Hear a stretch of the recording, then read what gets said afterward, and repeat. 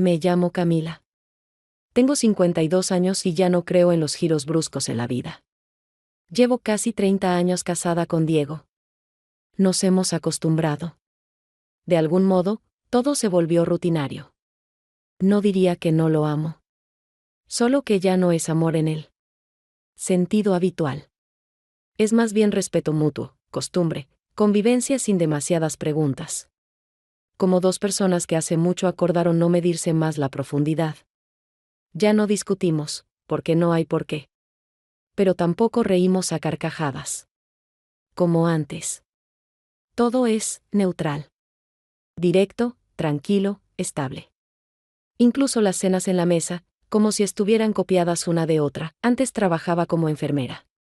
Luego vinieron las pausas, las mudanzas, la enfermedad de mamá, los hijos. Ahora organizo fiestas privadas. Pequeñas, íntimas. Selectas.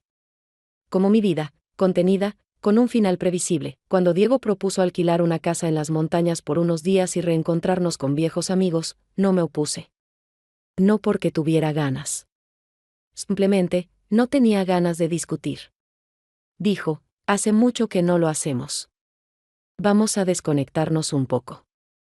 Asentí, aunque la palabra, desconectarnos, sonaba como si fuese a hacer algo despreocupado. Pero yo sentía que no se trataba solo de descansar. Nos sentamos juntos frente al portátil. Buscábamos una casa, algo con paredes de madera, que no fuera un hotel, ni algo convencional. Encontramos una con vista al valle, una mesa grande en la terraza. Chimenea. En las fotos se veía acogedora, pero no perfecta. Justo ese tipo de lugar donde parece que alguien aún ha dejado algo, un olor, un libro, una duda. No esperaba nada. Pero cuando dijo que también había invitado a Gael, me detuve. Solo por una fracción de segundo. Tal vez Diego no lo notó. O fingió no notarlo. Yo no veía a Gael desde hacía 20 años. No hubo un conflicto. La vida simplemente nos separó. Sin drama. Nos quedamos en ese punto donde nadie alcanzó a decir nada. Y justo eso, es lo más difícil, volvía a sentir. Claro, ¿por qué no? Él era parte de nuestro círculo. Lo fue. Antes.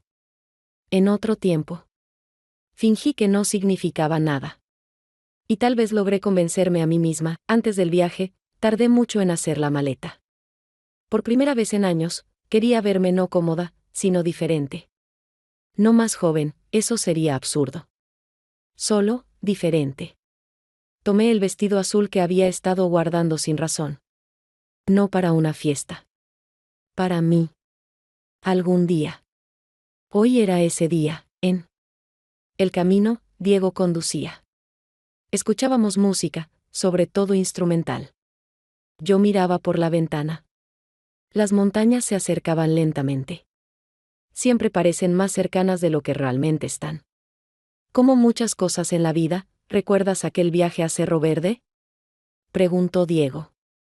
El de la segunda noche, cuando empezó a llover. Sí. Y nos quedamos atrapados en un pequeño hostal sin luz. Alguien olvidó las mantas y nos calentábamos con botellas de agua caliente, dije, y ambos sonreímos. Pero el calor del recuerdo fue breve. Porque lo que antes reconfortaba, ahora apenas se movía. Fuimos los primeros en llegar. La casa. Se veía igual que en las fotos. Pero en persona, tenía más sonido. Las escaleras crujían, las puertas cerraban con dificultad, la chimenea tenía olor a humo antiguo. Desempacamos y me senté en un banco junto a la ventana. Aquí estaremos bien, dijo Diego. Todos podremos respirar un poco. Veremos, hablaremos. Quizás incluso entendamos un poco qué nos ha pasado. Ana llegó a la mañana siguiente, cuando el sol ya había secado el rocío sobre el porche de madera y yo acababa de terminar de lavar los platos del desayuno, colocándolos como si eso tuviera algún significado especial. Su coche se detuvo cerca de la pendiente, suave, sin levantar polvo ni tocar el claxon, y al instante salió del vehículo con esa misma mirada serena y una contención reconocible que siempre le permitía entrar en cualquier espacio sin provocar ruido innecesario. No nos abrazamos demasiado tiempo, pero en ese gesto breve había una seguridad callada de que no todo se había perdido, de que ciertos lazos, aunque no se cultiven por años, no se rompen del todo. Saludó brevemente a Diego, asintió hacia la casa, la evaluó con la mirada y, sin comentar nada, tomó de su coche una mochila pequeña, una manta y una bolsa de papel con algunos obsequios. Subimos juntas a su habitación, y cuando cerró la puerta, comprendí que su presencia ya había cambiado la dinámica de la casa, no de forma radical ni evidente, pero sí perceptible para quienes saben notar los pequeños gestos. Después del almuerzo, cuando Ana y yo ya habíamos caminado un poco alrededor de la casa y hablado sobre esa vida que parece fluir normalmente pero en realidad lleva tiempo estancada, llegó otro coche. Diego estaba reorganizando la leña en el cobertizo. Yo volvía de la cocina con unas ramitas de romero, cuando escuché el motor apagarse y el sonido seco de una puerta cerrándose. Primero bajó una mujer, solo la vi de perfil, pero enseguida noté cómo se movía con firmeza, caminaba con seguridad sobre la grava, sin mirar atrás ni detenerse un instante junto al coche. Alta, con el pelo recogido, un abrigo oscuro, una mujer que desde el primer paso dejaba claro que no necesitaba tiempo para adaptarse. Tras ella, apareció Gael, y cuando se mostró por completo, cambié de peso de un pie al otro de forma casi imperceptible, sin avanzar ni decir nada, porque no sabía qué sería apropiado en ese instante. Él me vio casi de inmediato, sonrió brevemente, sin acercarse, solo asintiendo con la cabeza, como si hubiéramos quedado detenidos en el mismo lugar exacto donde alguna vez dejamos de hablar. El saludo fue contenido, sin afectación, sin abrazos, sin esas frases que a veces arruinan un momento por querer decorarlo. Diego salió primero, le estrechó la mano a Gael, le indicó dónde dejar las cosas, y mientras tanto, la mujer que había llegado con él ya estaba en la terraza. Se acercó a mí, me tendió la mano y dijo: «Soy Belinda», sin añadir nada más, y en su mirada no había desconfianza ni simpatía forzada, sino un deseo simple y sincero de conocerse. Sin necesidad de determinar de inmediato si llegaríamos a ser más cercanas de lo que las circunstancias permiten, me presenté también y cambiamos algunas frases. Ella comentó que el lugar era tranquilo y algo apartado, yo asentí, añadiendo que precisamente eso nos había convencido de elegir esta casa entre tantas otras. Nos sentamos en la terraza, y la conversación fluyó lenta pero natural. Belinda preguntó si solíamos venir a las montañas, si viajábamos en este formato con amigos, si veía seguido a Ana. No presionaba, no se imponía, y sus preguntas estaban más llenas de interés por el contexto que por las historias personales. Le dije que estos viajes eran poco frecuentes, que antes todo sucedía con más espontaneidad, sin tanta planificación, y que ahora, cuando todos hemos cambiado y es más difícil compartir algo realmente nuevo, estos encuentros se sienten más como una prueba de resistencia que como simple descanso. Ella sonrió y dijo que entendía perfectamente, porque ella misma no siempre se siente cómoda en grupos donde algunos se conocen desde hace demasiado tiempo. Cuando regresamos a la casa, Gael estaba sirviendo café y conversando con Ana, que estaba sentada en el alféizar de la ventana, con las piernas recogidas. Diego, como siempre, se mantenía un poco al margen, tranquilo, observando en silencio, lanzando algún comentario de vez en cuando, pero sin implicarse demasiado. Vi cómo Belinda miraba a Gael, pero no como lo hacen las mujeres celosas, sino como alguien que observa las reacciones para entender mejor quién es quién. Y yo tampoco podía dejar de mirar, no por interés, no por nostalgia, sino porque necesitaba asegurarme de que dentro de mí no quedaba ya nada. La primera noche compartida comenzó sin rituales, sin brindis, sin palabras especiales ni intentos de imponer algún estado de ánimo particular. Todo fluyó por su cuenta, y precisamente esa falta de calidez forzada permitió que cada uno se sintiera tranquilo dentro de su propio rincón. Pusimos la mesa en la terraza, nada excesivo, quesos, varios tipos de pan, vino ligero, algunas tapas calientes que Ana calentó en la estufa. Todo tenía un aire cotidiano, pero había esa sensación de que hacía muchísimo que no cenábamos juntos en esa composición, y esa simpleza, incluso, resultaba un poco incómoda. Diego hablaba más que los demás, contaba historias del trabajo, recordaba episodios graciosos de la época universitaria a los que, de una u otra manera, todos teníamos alguna conexión. Veía cómo intentaba mantener un tono ligero en la conversación, sin cargarla de nada personal ni demasiado serio. Ana le respondía con bromas, sabía descomprimir los silencios que a veces surgían cuando alguno de nosotros se demoraba demasiado antes de decir algo. Belinda escuchaba con atención, sonreía en los momentos adecuados, pero no intervenía. A mitad de la cena, Ana recordó nuestro viaje a Oaxaca, ese viejo fin de semana en que todo parecía caótico, ruidoso, sin importancia. Pero que ahora, con la distancia del tiempo, se sentía casi irreal. Bromeo sobre el hotel barato con ducha fría y los 3 mochilas perdidas que buscábamos casi en cada café porque alguien siempre se olvidaba algo. Gael, que hasta entonces solo había hablado un par de veces, de repente se enganchó en la historia, con calma, sin apurarse, pero con firmeza, comenzó a recordar detalles que no todos conocían. Y de pronto mencionó aquel momento en que confundí los autobuses y terminamos él y yo en un pueblo vecino, sin señal, sin dinero y sin un plan. Lo contó como una anécdota, sin dar señales de que fuera algo personal, sin mirar a Belinda, sin buscar confirmar nada en mis ojos. Pero cada palabra suya tenía una dirección concreta, de esas que se sienten en la piel, aunque nada externo parezca moverse. Sonreí como respuesta, un poco más lento de lo que debería, y eso se notó. No solo por mí, Belinda no dijo nada. Solo dio un sorbo de vino y siguió mirándome, no con agresividad, ni con sospecha, sino con esa curiosidad atenta que una persona activa cuando empieza a leer algo entre líneas, aunque aún no sepa del todo qué es. La conversación fue cambiando. De rumbo poco a poco, alguien mencionó otro viaje. Gael no volvió a hablar del pasado, pero el momento ya había sucedido, fugaz, invisible para quienes no formaban parte de él, pero lo bastante potente como para cambiar el ritmo de la noche. Sentí dentro de mí un calor extraño, que no tenía nada que ver con el vino o las palabras, y comprendí que ese calor era el mayor peligro, porque no tenía forma, pero había llegado sin ser invitado. A la mañana siguiente, después de un desayuno tardío que se prolongó casi hasta el mediodía, alguien propuso ir a una bahía cercana. Al principio, la idea sonó demasiado banal como para tomársela en serio, pero pronto se transformó en una decisión compartida, sin necesidad de muchas palabras. Nos dividimos en coches, y en media hora ya estábamos en una playa de arena, donde el viento no soplaba con fuerza, pero lo suficiente como para ponernos chaquetas, y el sol no daba ese calor que probablemente todos esperábamos al imaginar este día. La arena era desigual, con pequeñas conchas que de vez en cuando se clavaban dolorosamente en los pies, el agua, transparente pero fría, y nadie se apresuró a meterse, salvo Belinda, que enseguida se quitó el abrigo y caminó por la orilla con los zapatos en la mano. Nos movíamos despacio, sin rumbo fijo, y en algún momento todos nos habíamos dividido en pares, algunos caminaban adelante, otros se habían quedado atrás, y Gael y yo resultamos estar uno al lado del otro, sin haberlo acordado ni explicado cómo pasó.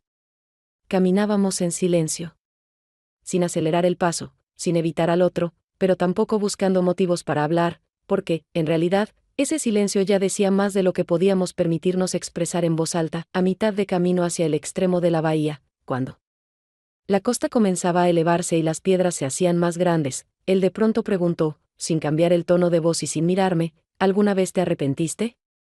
Hice como que no había oído la pregunta, no porque no la entendiera, sino porque sabía que, en cuanto reconociera que ese tipo de pensamientos existen, ya no habría manera de retroceder.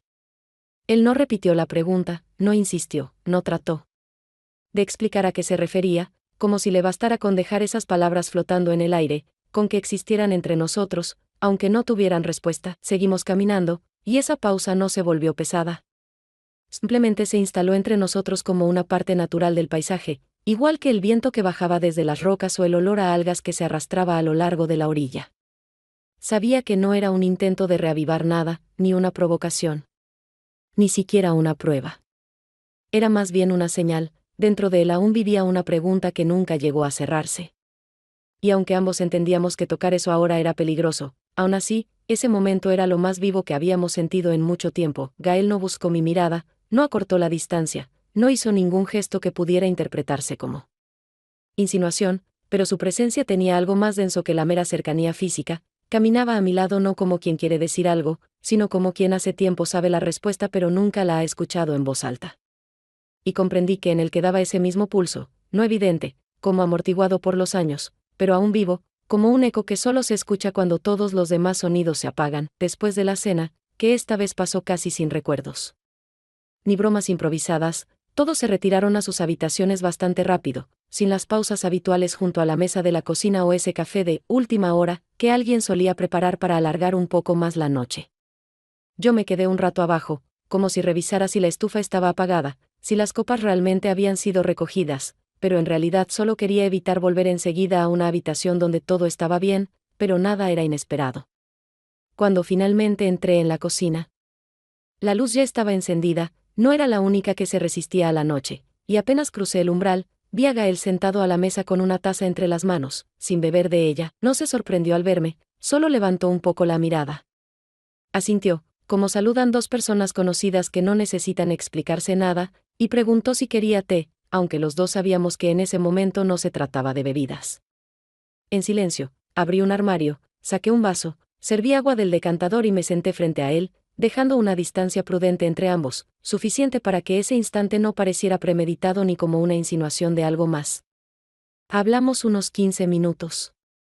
Y ninguna pregunta tocó el pasado directamente. Él mencionó una ciudad nueva a la que se había mudado, habló de una exposición donde trabajó como consultor, yo comenté algo sobre mi hijo, que se fue a vivir a otra ciudad, y cómo había cambiado el ambiente en casa desde que el ruido habitual desapareció. Esos temas sonaban seguros, casi formales, pero entre frase y frase, en su manera de hablar, en cómo a veces dejaba las oraciones sin terminar, había algo lento, no dicho, pero muy claro, como si ambos habláramos no con palabras, sino con las pausas que dejábamos a propósito.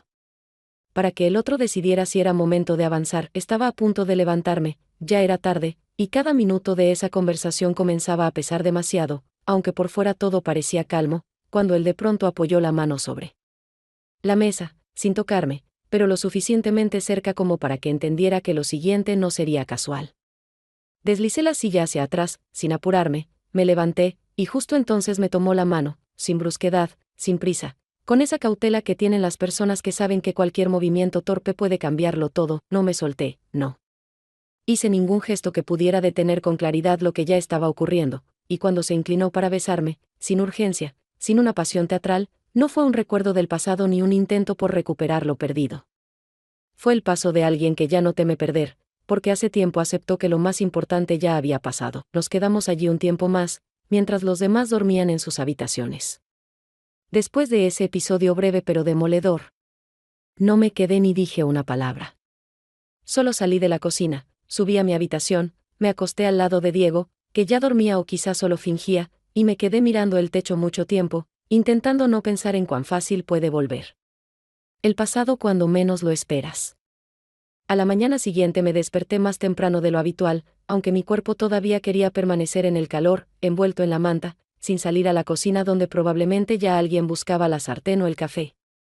Pero por dentro no había paz, y los pensamientos que había intentado empujar lejos antes de dormir volvieron incluso antes de abrir los ojos. Me levanté despacio, procurando no despertar a Diego, que yacía inmóvil, de espaldas, respirando con regularidad. Aunque me pareció que no dormía, sino que simplemente evitaba volver a una conversación que nunca iniciamos y que, probablemente, ninguno de los dos estaba preparado para tener. Fui a la cocina, encendí la cafetera, saqué las tazas que ya estaban limpias desde la noche anterior. Y comencé a hacer todo con demasiada delicadeza, como si el sonido de la cerámica o el crujir del empaque pudiera asustar a alguien. Aunque en realidad solo quería que nadie notara cuánto se había desplazado dentro de mí desde aquella noche. La ventana estaba entreabierta, el aire era fresco, con ese olor a montaña que debería calmar, pero que esta vez solo acentuaba lo incómoda que me sentía en esa rutina matutina tan familiar. A los pocos minutos entró Diego, descalzo, con la misma camiseta gris que usaba cada mañana, algo despeinado, con ese andar lento que siempre lo caracterizaba al despertar. No saludó formalmente, no preguntó cómo había dormido, solo se detuvo junto a la mesa, me miró como se mira a alguien cercano con quien hace tiempo no se habla de verdad, y tras una pequeña pausa dijo: «Estás rara esta mañana». «¿Dormiste?»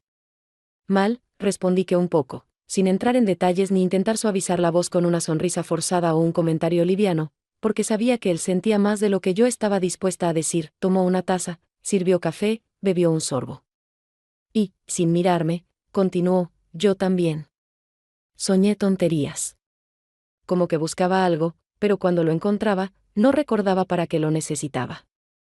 Y había un lugar, conocido, pero no sabía si realmente había estado allí o solo lo había imaginado alguna vez». Escuché esas palabras no como una simple descripción de un sueño, sino como un intento de decir algo importante por caminos indirectos, como solemos hacer cuando hablamos de cosas ficticias para no tocar lo verdadero de frente. No respondí, porque él no necesitaba una reacción, al menos no en voz alta, solo el silencio en el que pudiera cerrar el pensamiento. Miró por la ventana, volvió a beber café, y supe que eso era todo. No habría preguntas, ni intentos de averiguar qué había pasado, no porque no sospechara nada, sino porque era de esos hombres que saben leer entre líneas, pero eligen no seguir leyendo cuando sienten que la verdad rompería más de lo que sanaría, su forma de estar cerca. Nunca fue insistente ni controladora, siempre daba espacio, y justamente eso lo hacía a alguien con quien se podía vivir mucho tiempo sin asfixiarse.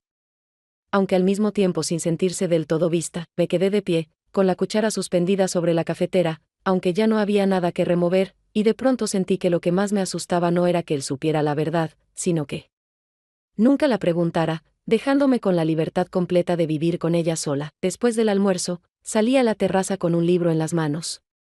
El mismo que había intentado leer varias veces sin éxito por la mañana en la habitación, y me acomodé en un sillón que estaba cerca de la barandilla, desde donde se abría una vista a las colinas que lentamente iban perdiendo nitidez por una ligera neblina que subía desde abajo. El aire era fresco, pero no frío, así que me puse solo un cardigan liviano y me cubrí las piernas con una manta más por costumbre que por necesidad. La casa se había quedado en silencio, como suele pasar después de una comida abundante. Y algo de vino, cuando cada uno encuentra su rincón para un momento de soledad breve, sin necesidad de acordarlo. En esos momentos, la gente o se duerme, o se abre, no siempre de manera voluntaria, pero siempre de forma verdadera. Leía el mismo párrafo una y otra vez, aunque los pensamientos volvían a palabras no dichas en la mañana, a miradas que se demoraron demasiado y al modo en que el cuerpo cambia cuando recuerda que ya ha vivido algo que no puede repetirse ni explicarse. Cuando escuché pasos, no me sorprendí, aunque al principio no supe quién se acercaba, hasta que vi aparecer a Belinda, sin libro, sin teléfono, sin bebida, solo con una gomita en la muñeca que pasaba entre los dedos de forma mecánica. Como si estuviera pensando algo que aún no quería decir, se sentó en el borde del banco, sin pedir permiso, sin mirar si el lugar estaba libre, y al principio simplemente se quedó en silencio, contemplando el horizonte, como lo hacen las personas que hace tiempo no le temen al silencio. No aparté el libro, pero tampoco fingí que leía, ambas sabíamos que ese encuentro debía suceder, sin importar quién lo iniciara. Tras una breve pausa, ella habló, sin confrontación, sin tensión, como se habla con alguien cuya participación en los hechos ya se ha comprendido, pero de quién se quiere escuchar directamente, sin interpretaciones. ¿Estuvieron juntos alguna vez?, preguntó, sin cambiar el tono de voz, sin mirarme, como si no le importara si respondía sí o no. Lo importante estaba en cómo iba a reaccionar. No respondí de inmediato, y no porque no supiera qué decir, sino porque cualquier frase me parecía de más. Ni un sí ni un no sería verdad sin ir acompañado de todo lo que ocurrió antes, durante y después. Ella esperó, sin apartar la vista de la línea de las montañas, y entonces, tras un breve silencio, agregó, esta vez mirándome con calma, aunque con cierta atención sostenida, no tenés que responder. Solo veo cómo se hablan y cómo están juntos, incluso si tienen miedo de nombrarlo. Sus palabras no fueron una acusación ni una declaración de su postura, sonaron como un hecho que ya había aceptado, y por eso no necesitaba confirmación. Se levantó sin esperar mi reacción, sin dejar rastro de agresividad o rencor, solo una estela corta de cómo una persona puede ver más de lo que se le dice, y aún así no usarlo en tu contra. La miré desaparecer tras la puerta, sin volverse. Y supe que no necesitaba una respuesta, porque ya lo había comprendido todo. Y lo más incómodo fue que en su voz no había celos. Solo claridad. La casa volvió a quedarse en silencio, todos se dispersaron en sus cosas, y cada uno intentaba no molestar al resto, aunque ya no se trataba de cortesía, sino de ese tipo de tensión donde las miradas se cruzan menos de lo habitual, porque todos sabíamos que algo en este espacio había cambiado para siempre, aunque nadie lo dijera en voz alta. Fui a la cocina para preparar otro café, no por cansancio ni por la necesidad de estar alerta, sino porque necesitaba hacer algo familiar, algo mecánico, que no requiriera decisiones ni provocara dudas. Llené la taza, la sostuve con ambas manos, como si quisiera sujetar algo que estaba a punto de escaparse, y me senté a la mesa, que aún olía a madera y a conversaciones nocturnas. Sin querer, golpeé la taza con el codo, no con fuerza, pero lo suficiente como para que el café se derramara sobre el mantel, dejando una mancha oscura y difusa sobre la tela blanca, que de inmediato empezó a absorber no solo el líquido, sino también mi concentración, mi cansancio, mi desorientación interior, que hasta entonces había logrado mantener bajo control. Me levanté, fui al fregadero, tomé agua fría, servilletas, una esponja, todo con rapidez, sin gestos innecesarios. Aunque en el fondo ya sentía que en ese hecho menor había algo más que un simple accidente, me incliné sobre la mancha, intentando limpiarla antes de que se impregnara del todo en la tela, cuando Gael entró a la cocina, en silencio, sin saludo, sin comentarios, como si entendiera que no necesitaba ayuda ni palabras de más. Se acercó, se detuvo, miró la mesa, mis manos apretando la servilleta húmeda, y recién entonces habló, en voz baja pero absolutamente firme. Fue un error, su voz no era acusatoria ni justificativa, sonaba como un hecho, como un reconocimiento simple de algo que ya no podía deshacerse. No me giré, no dejé de frotar el mantel, solo dije, lo sé. En esa frase no había arrepentimiento ni defensa. Solo la conciencia de que los dos permitimos que ocurriera, no por capricho, ni por deseo, sino por un cansancio más profundo, ese que con los años se convierte en la costumbre de no sentir nada del todo. Él guardó silencio unos segundos más, y luego añadió, pero eso no cambia nada. Simplemente no debimos hacerlo aquí. Y no debe repetirse. Sus palabras no hirieron, no encendieron dolor, se instalaron dentro como algo inevitable, que uno no quiere aceptar, pero sabe que no habrá otra forma. Me quedé sola, aún limpiando la mesa, aunque la mancha ya era casi invisible y el agua se evaporaba bajo mis dedos, sin dejar posibilidad de borrar por completo. Y en ese momento entendí que no era solo una debilidad momentánea ni una casualidad, sino algo que quedaría conmigo por mucho tiempo, quizá para siempre, como ese tipo de memoria que no se desvanece con los años, sino que solo cambia de forma. Esa noche no dormí, aunque permanecí con los ojos cerrados, intentando concentrarme en mi respiración, contaba los latidos del corazón, seguía los movimientos de la manta, como si eso pudiera ayudarme a volver al ritmo habitual. Pero con cada minuto sentía que el cuerpo pedía calma, mientras la mente mantenía la tensión, como si aún no se hubiese dicho la última palabra. Escuché cómo crujía el suelo de madera, no bruscamente, sino con ese sonido sordo y suave de alguien que camina intentando no despertar a los demás, y casi de inmediato supe que era Diego. Él solía despertarse a medianoche, iba a la cocina a tomar agua o a revisar si las puertas estaban bien cerradas, a veces simplemente se quedaba junto a la ventana, pensando en sus cosas, y siempre volvía en silencio, acostándose al borde de la cama como si su cuerpo no tuviera peso. Por la mañana me desperté más tarde de lo habitual, porque recién me había dormido de madrugada, cuando afuera ya comenzaba a clarear, y lo primero que sentí fue su mirada. Diego estaba sentado frente a mí, en una silla junto a la ventana, con una taza de café en las manos, y apenas abrí los ojos, me miró con esa concentración callada en la que no había ni enojo ni dolor, pero sí algo que no se podía ignorar. Guardó silencio unos segundos antes de decir, ¿sabes por qué nunca sentí celos de vos? Su voz era tranquila, sin las variaciones habituales que surgen cuando alguien habla de algo que realmente le importa. No alcancé a contestar, ni siquiera a reaccionar, cuando él continuó, sin cambiar el tono, porque siempre te consideré más sabia que todo eso. Pensé que vos veías más allá, que no confundías una huida con una decisión. Y todavía lo creo. Incluso sí, hizo una pausa, se encogió un poco de hombros, y bajó la mirada hacia la taza, terminando la frase en un suspiro. No importa. En ese momento supe que él lo había sentido todo, lo que había pasado entre Gael y yo, o tal vez lo había sabido siempre, incluso sin pruebas. Esa sensación no tenía forma ni un momento exacto de revelación, pero se había instalado en él en silencio, como el polvo que se acumula en los rincones donde hace mucho no se limpia. Sus palabras no eran un intento de entender, ni una invitación al diálogo, ni una búsqueda de culpables. No quería saber más de lo que ya sabía, y justamente ahí estaba su decisión, no romper lo que aún se sostenía, no porque no doliera, sino porque con el dolor se puede vivir, siempre que no haya humillación. No dije nada, porque ninguna palabra podía ser adecuada en esa situación. Ninguna frase podía explicar que yo no había elegido nada, ni había renunciado a algo. Que simplemente sucedió como lo hacen esas cosas que no se planean, pero después no se pueden olvidar. Nos quedamos unos minutos así, en la misma habitación, en la misma casa, rodeados por cosas que seguían en su lugar, aunque todo lo demás se hubiera desplazado. Y supe que él no me había dado un perdón, porque eso exige arrepentimiento, ni una justificación, porque yo no pedí ninguna. Me dio algo más difícil, el derecho al silencio. No fue un gesto de debilidad ni de indiferencia. Al contrario, justamente porque lo había comprendido todo, eligió no destruirlo. Eligió quedarse, sabiendo que algunas cosas ya nunca volverán a ser simples, pero eso no significa que tengan que desaparecer. La última mañana en la casa no comenzó con las conversaciones habituales en la cocina ni con el ruido del menaje que suele acompañar los preparativos para el regreso. Empezó con una especie de sincronía silenciosa, como si todos ya hubiéramos aceptado que no iba a ocurrir nada más, y que ahora solo quedaba recogerlo todo por partes, las cosas, los pensamientos, los restos de lo dicho y lo callado. Y marcharnos en direcciones distintas, sin necesidad de analizar lo que nos había pasado en esos días, nos movíamos por la casa con cuidado, como si no quisiéramos perturbar algo que podía romperse con un paso demasiado firme o una palabra imprudente.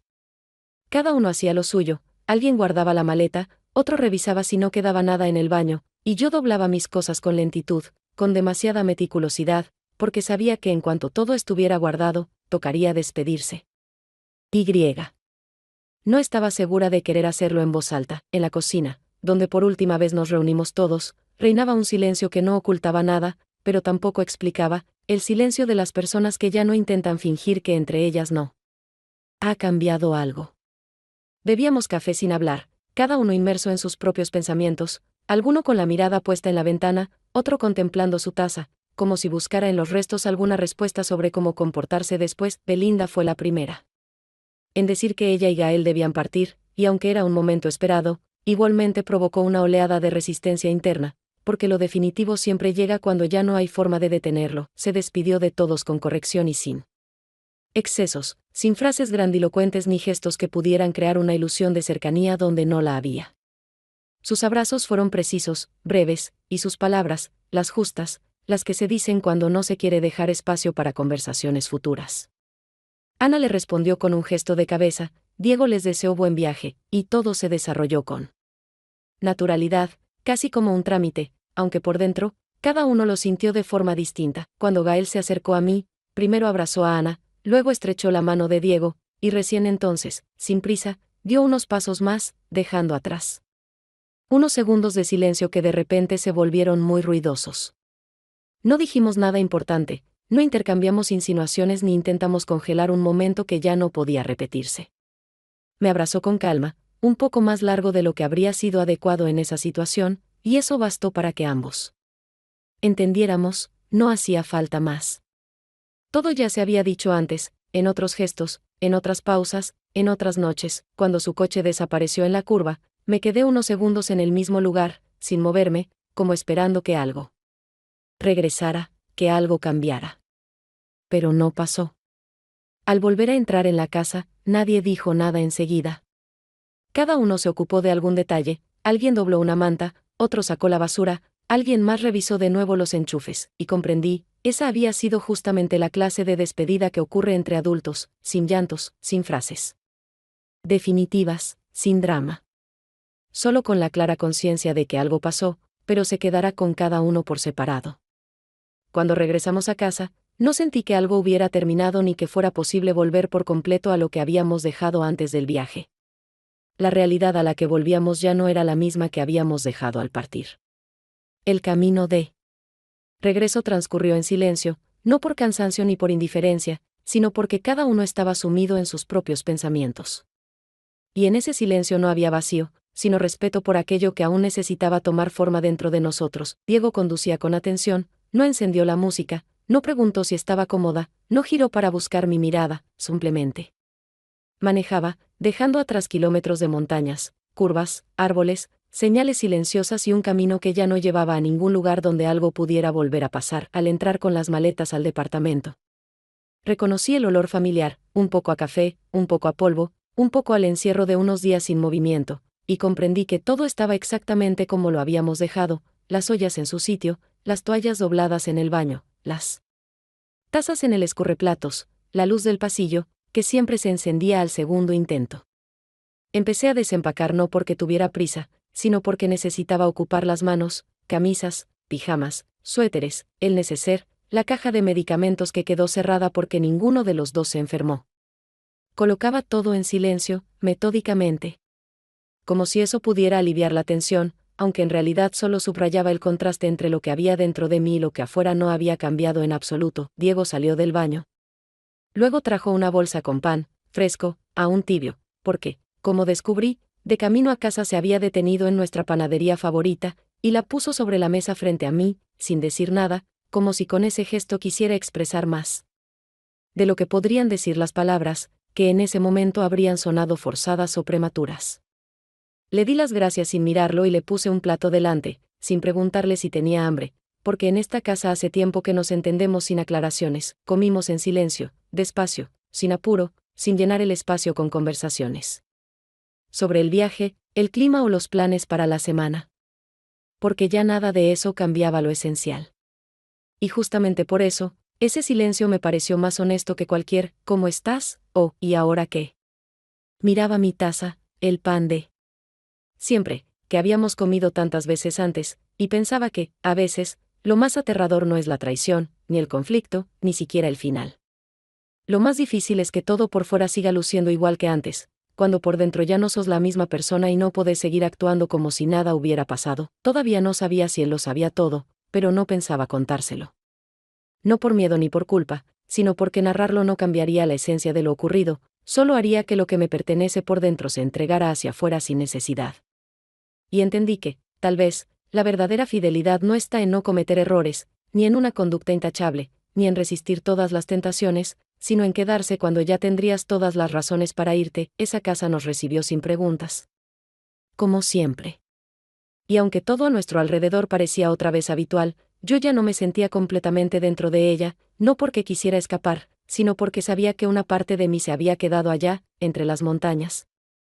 En aquella cocina, donde un solo beso no cambió nada por fuera, pero desplazó algo por dentro para siempre.